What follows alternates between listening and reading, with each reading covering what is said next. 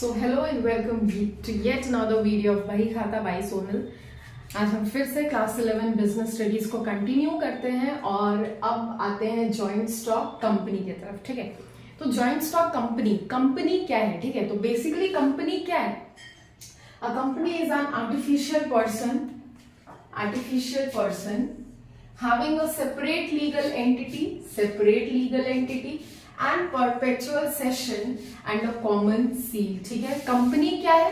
तो कंपनी एक artificial person है। आर्टिफिशियल पर्सन मतलब एग्जिस्ट तो करता है लेकिन हमारी तरह, आपकी तरह सांस नहीं लेता है, एक जगह से दूसरे जगह चल के नहीं जा सकता है। ठीक है, having a separate legal entity, उसका अपना एक सेपरेट लीगल एग्जिस्टेंस होता है। ठीक है, perpetual succession and a common seal. तो आर्टिफिशियल पर्सन का मतलब तो समझ में आया। ठीक है, वो उसको कौन बनाता है, क्रिएट कौन करता है? कंपनी को लॉ क्रिएट करता है। ठीक है, क्रिएटेड बाय लॉ है, इसीलिए आर्टिफिशियल पर्सन बोला जाता है। सेपरेट लीगल एंटिटी, लीगली वो एग्जिस्ट कर रहा है। ठीक है, ओनर और कंपनी दो अलग अलग इंडिविजुअल होते हैं। ठीक है, ओनर तो लिविंग बीइंग है ही, जो कंपनी है उसका एक सेपरेट लीगल एग्जिस्टेंस है। ठीक है, क्यों? क्योंकि वो क्रिएटेड बाय लॉ है। ठीक है, नाउ परपेचुअल सक्सेशन। तो परपेचुअल सक्सेशन मतलब होता है कि कोई फर्क नहीं पड़ता है कंपनी के पार्टनर्स, ठीक है, पार्टनर्स हो गए, ओनर्स हो गए, मर गए, डेथ हो गया, क्या हो गया, कोई फर्क नहीं पड़ता है, कंपनी चलते रहता है। ठीक है, फॉर एग्जाम्पल देख लो रिलायंस। ठीक है, अगर क्या अंबानी को कुछ हो गया, ठीक है, तो क्या रिलायंस बंद हो जाएगा? नहीं, वो तो कंपनी है, वो तो चलता रहेगा। ठीक है, कोई फर्क नहीं पड़ेगा। हाँ, फर्क चलो। ठीक है, perpetual succession and a common seal. Common seal मतलब कंपनी पर्सन तो है, ठीक है, पर्सन मतलब आर्टिफिशियल पर्सन तो है, तो कंपनी अपने नाम से स्टैंप मार सकता है, स्टैंप, और वो स्टैंप, वो मोहर ही कंपनी का सिग्नेचर कहलाएगा। जैसे हम एज अ पर्सन अपना सिग्नेचर करते हैं, आप अपना सिग्नेचर करते हो, ठीक है, वैसे ही कंपनी भी अपना सिग्नेचर कर सकता है। और कैसे? उसके नाम का मोहर रहता है, स्टैंप रहता है, थप्पा जिसको बोलते हैं। ठीक है, नाउ अब ये टर्म्स तो समझ में आ गए होंगे। Artificial person, separate legal entity, perpetual succession and a common seal, समझ में आ गया होगा। ठीक है, तो company is manage by BOD, board of directors. Company को मैनेज कौन करता है? Board of directors. और board of directors top level management होते हैं जो सारा कंपनी से रिलेटेड डिसीजंस लेते हैं। ठीक है, basically board of directors decision makers होते हैं। ठीक है, shareholders are considered as the owners of the company.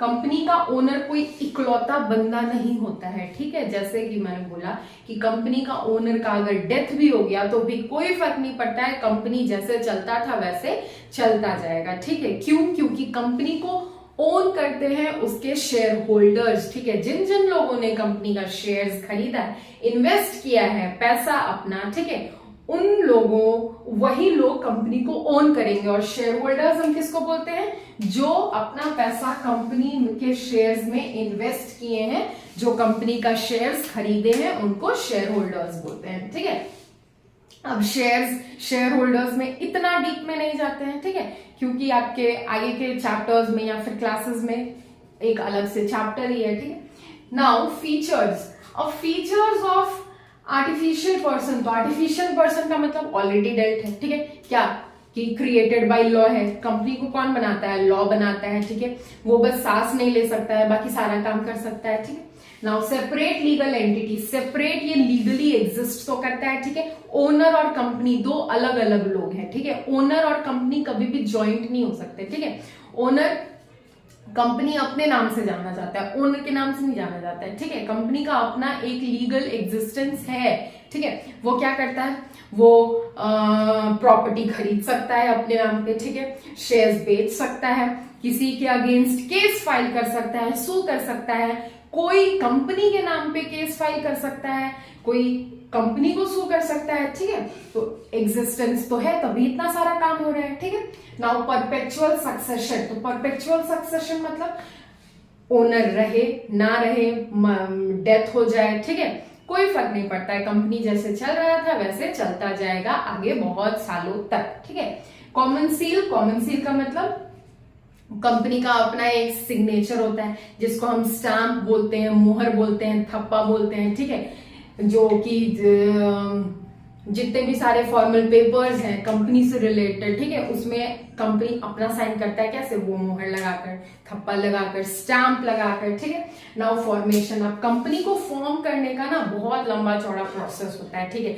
Agreement बनाया जाता है जिसको पार्टनरशिप डीड भी बोलते हैं, ठीक है, जो ओरल भी होता है, रिटन भी होता है। लेकिन इन केस कंपनी है ना, अगर कभी केस हो गया, किसी ने कंपनी के अगेंस्ट में केस कर दिया, तो हमको एज एन एविडेंस प्रूफ चाहिए। तो प्रूफ हम ओरल अगर अग्रीमेंट बनाए तो प्रूफ हम कहां से लेकर जाएंगे, ठीक है। इसलिए it's better to have written agreement, ठीक है, ताकि कभी भी जब भी जरूरत पड़े हम एज अ प्रूफ उसको किसी के सामने भी पेश कर पाए, ऐसे फेंके ले देख ले प्रूफ है मेरे पास, ठीक है। फिर उसके बाद है कंट्रोल। अब कंट्रोल, हाँ, फॉर अग्रीमेंट में कंपनी से रिलेटेड सारा चीज, सारा डिटेल, छोटा से बड़ा हर डिटेल इंक्लूडेड रहता है। Like name of the company, company किस तरह का बिजनेस कर रहा है, कंपनी का area, location, address, name of partners, details of partners, partners का profit sharing ratio, etcetera etcetera etcetera, salary of partners etcetera, ठीक है, मतलब हर तरह का डिटेल, ठीक है। नाउ कंट्रोल, तो कंपनी को कंट्रोल कौन करता है, इधर लिखा हुआ है कौन, company is managed controlled by board of directors, ठीक है। जो भी डिसीजन लेना होगा, कंट्रोल का मतलब क्या होता है कि डिसीजन लेना, ठीक है, तो डिसीजन कौन लेता है, बोर्ड ऑफ डायरेक्टर्स लेंगे। बीओडी मतलब बोर्ड ऑफ डायरेक्टर्स, ठीक है। अब लायबिलिटी, तो लायबिलिटी यहाँ पे जितने भी पार्टनर्स हैं, ठीक है, कंपनी में जितने भी पार्टनर्स हैं उनका लायबिलिटी लिमिटेड हुआ, या फिर पार्टनर्स कह लो या फिर शेयर होल्डर्स कह लो, ठीक है। कंपनी में तो शेयर होल्डर्स होंगे जो पैसा इन्वेस्ट करेंगे कंपनी में, ठीक है, जिन्होंने कंपनी के शेयर्स खरीदा होगा उन्हीं को तो हम शेयर होल्डर्स बोलेंगे, ठीक है। तो जितने भी शेयर होल्डर्स हैं, अगर एक भोलू हमारा है वो 10,000 का शेयर खरीदा है तो वो 10,000 के लिए ही लायबल है, ठीक है। दूसरी हमारी भोली, उसने अगर 50,000 का शेयर खरीदा है तो वो 50,000 के लिए ही लायबल है, मतलब जितना इन्वेस्ट करोगे आप जिस किसी कंपनी में आप उतने के लिए ही लायबल होगे, उससे एक्स्ट्रा 1 रुपया के लिए भी आप लायबल नहीं होगे। लायबल मतलब जवाबदेही, ठीक है, नहीं होगे, बिल्कुल नहीं होगे, ठीक है। अब देखो ये था मीनिंग ज्वाइंट स्टॉक कंपनी का, ये फीचर्स कुछ, ठीक है। तो अब इसका भी मेरिट्स डिमेरिट्स होगा, ठीक है, तो उस पे आते हैं, आप जल्दी से इसको कॉपी करो। तो अब देखो merits demerits of joint stock company, ठीक है। तो पहला मेरिट क्या है, लिमिटेड लायबिलिटी, हमने ये डिस्कस कर लिया। लिमिटेड लायबिलिटी मतलब क्या कि जितने भी शेयर होल्डर्स हैं, ठीक है, उनका लायबिलिटी लिमिटेड रहेगा। जितना भी उन्होंने जितना इन्वेस्ट किया है कंपनी में, जितना पैसा लगाया है उतने के लिए ही लायबल होंगे, ठीक है। मतलब पैसा अगर डूबेगा तो उतना ही डूबेगा, उससे 1 रुपया ज्यादा आप नहीं देने वाले हो। अगर कंपनी लॉस में भी जा रहा है तो भी पैसा डूबेगा, तो आप अगर 10,000 लगाए 10,000 ही डूबेगा, उससे 1 रुपया एक्स्ट्रा नहीं डूबने वाला, ठीक है। नाउ अब देखो ट्रांसफर ऑफ इंटरेस्ट, ठीक है। तो ट्रांसफर ऑफ इंटरेस्ट मतलब जब भी आपको, ठीक है, आपके पास शेयर्स है, आपने कंपनी का शेयर्स लिया, ठीक है, आपके पास शेयर्स है, जब भी आपको कैश का जरूरत होगा ना, तब आप उस शेयर्स को बेचकर, ठीक है, उसको इन कैश कन्वर्ट कर सकते हो, ठीक है। जब भी आपको नीड हुआ कैश का, जब भी आपका मन हुआ, ठीक है, तब आप उसको कन्वर्ट इन कैश कर सकते हो, इजीली कन्वर्ट कर सकते हो, ठीक है, कोई दिक्कत वाली बात नहीं। नाउ परपेचुअल सक्सेशन, कितनी बार इस पे बातें करें, ठीक है, मतलब कंपनी मालिक आए मालिक जाए, मालिक का डेथ हो जाए, कंपनी एज इट इज चलता रहेगा, उसको कोई फर्क नहीं पड़ता, ठीक है, क्योंकि वो किसके पैसों से चल रहा है, शेयर होल्डर्स के पैसों से चल रहा है, ठीक है। बोर्ड ऑफ डायरेक्टर्स उसको क्या कर रहे हैं, कंट्रोल कर रहे हैं। अब कोई इकलौता बोर्ड ऑफ डायरेक्टर तो होगा नहीं, ग्रुप ऑफ पर्संस होंगे, ठीक है, board of directors. Now greater resources, now देखो कंपनी है तो कंपनी बहुत सारा पैसा इन्वेस्ट करके कंपनी बना होगा, ठीक है। अब कंपनी है तो इसमें पब्लिक का पैसा लगा है, ठीक है, ये बहुत ज्यादा ह्यूज कैपिटल के साथ बना हुआ है, तो ग्रेटर रिसोर्सेज हुआ क्योंकि ह्यूज कैपिटल इन्वेस्टेड है इसमें, ठीक है, बहुत ज्यादा पैसा लगा हुआ है। नाउ अपग्रेडेड टेक्नोलॉजीज यूज कर रहा है, अब बहुत ज्यादा पैसा है तो टेक्नोलॉजीज तो ये आराम से क्या यूज कर सकता है, अच्छा टेक्नोलॉजीज, ठीक है। नाउ ह्यूज कैपिटल्स ये कहीं से बोरो कर सकता है, ठीक है, लोन ले सकता है, ठीक है। नाउ प्रोफेशनल मैनेजमेंट, तो वही हम बोलने वाले थे यहाँ पे ग्रेटर रिसोर्सेज में, इसके पास मैनेजमेंट का भी कोई कमी नहीं है, हायर कर सकता है।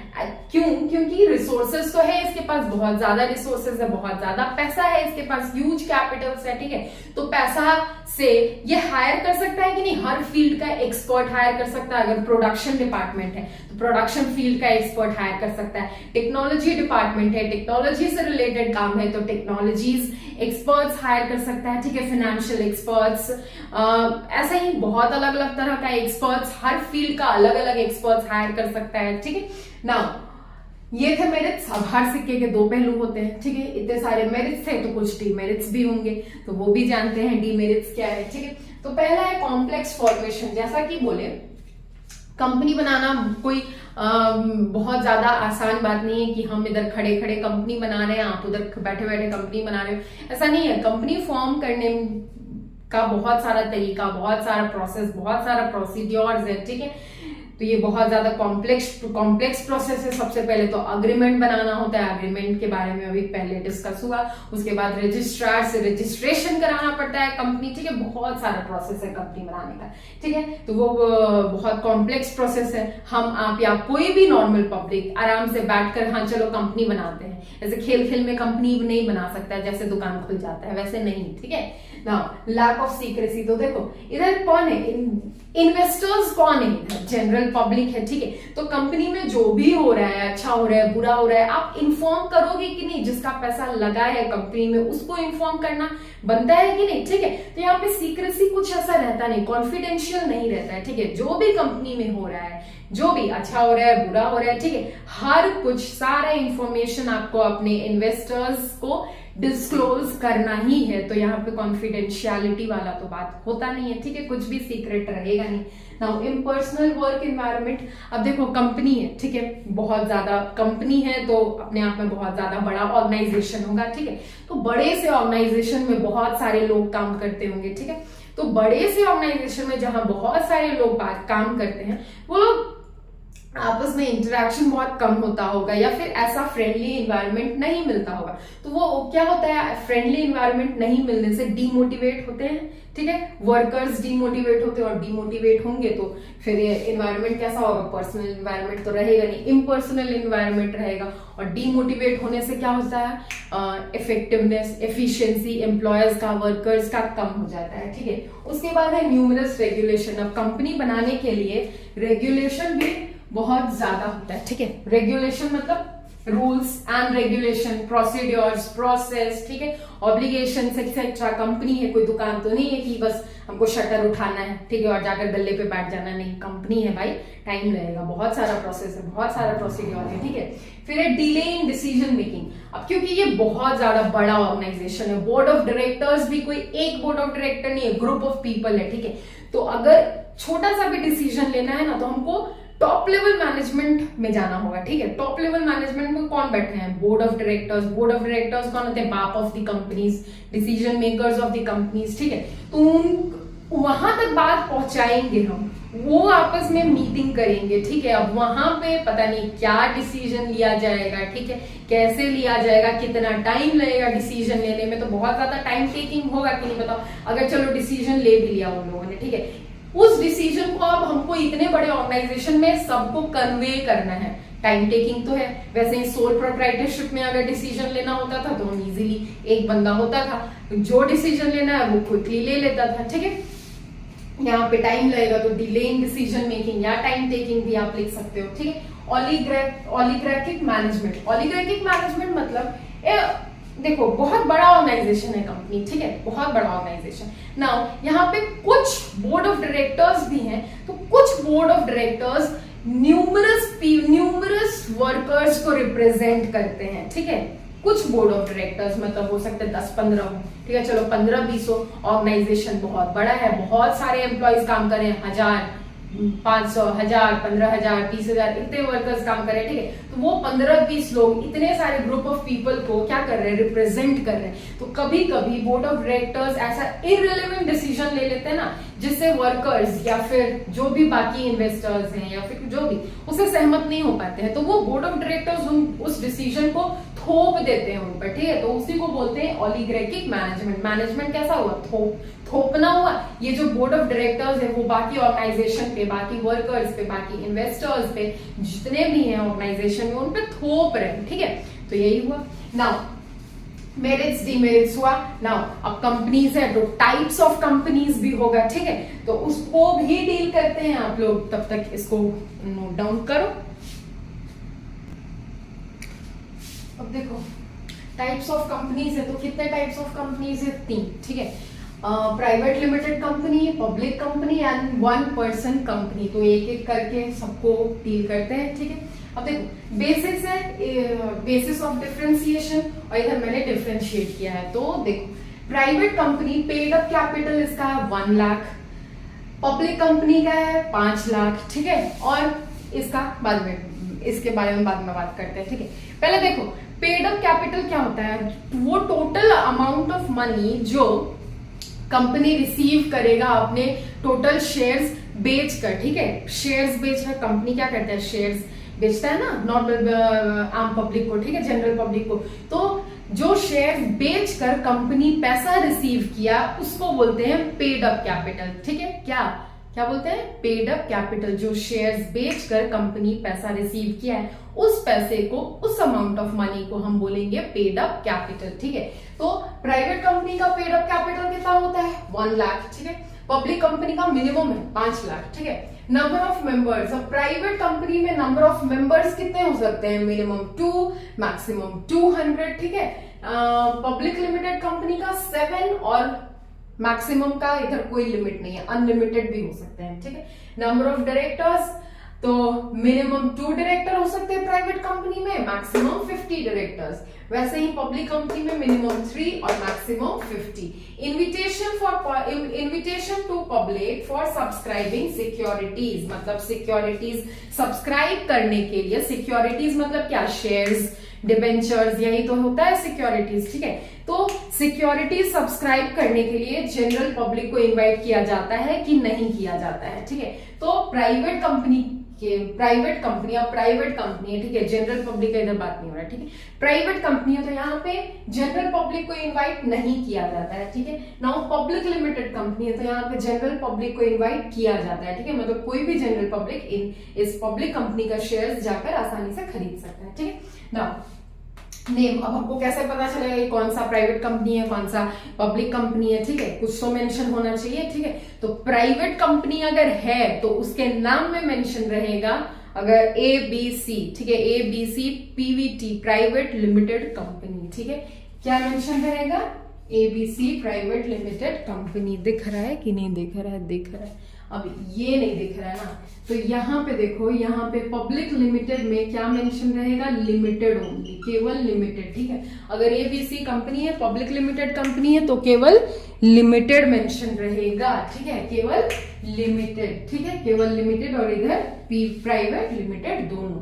अब बात करते हैं 1 पर्सन कंपनी का, ठीक है। तो ये एग्जिस्टेंस में आया, 1 person company came into existence after 2013। 2013 में क्या था, कंपनीज एक्ट 2013 फिर से अमेंडमेंट हुआ था, बना था, ठीक है। उसमें बहुत सारे चेंजेस आए थे, ठीक है। अब बहुत सारे चेंजेस का बात ना करते हुए अभी केवल इसके बारे में बात करते हैं। तो ये आया कब, आफ्टर 2013। कौन, 1 पर्सन कंपनी आया, ठीक है। Needs to invest minimum of ₹1 lakh through shares, और ये इसको कितना इन्वेस्ट करना होता है, केवल मिनिमम 1 लाख रुपया, ठीक है। कैसे, through shares. Any Indian person, ठीक है, any Indian person can make this company, और इस कंपनी को कौन बना सकता है, कोई भी नॉर्मल इंडियन पर्सन, ठीक है। और हाँ, कोई भी इंडियन पर्सन, हाँ, और ये बना सकता है ओनली 1 कंपनी बना सकता है, ठीक है। कोई भी इंडियन पर्सन तो बना सकता है ये 1 पर्सन कंपनी, 1 पर्सन बना सकता है, ठीक है। एक इकलौता पर्सन इन्वेस्ट करेगा थ्रू शेयर्स 1 लाख रुपया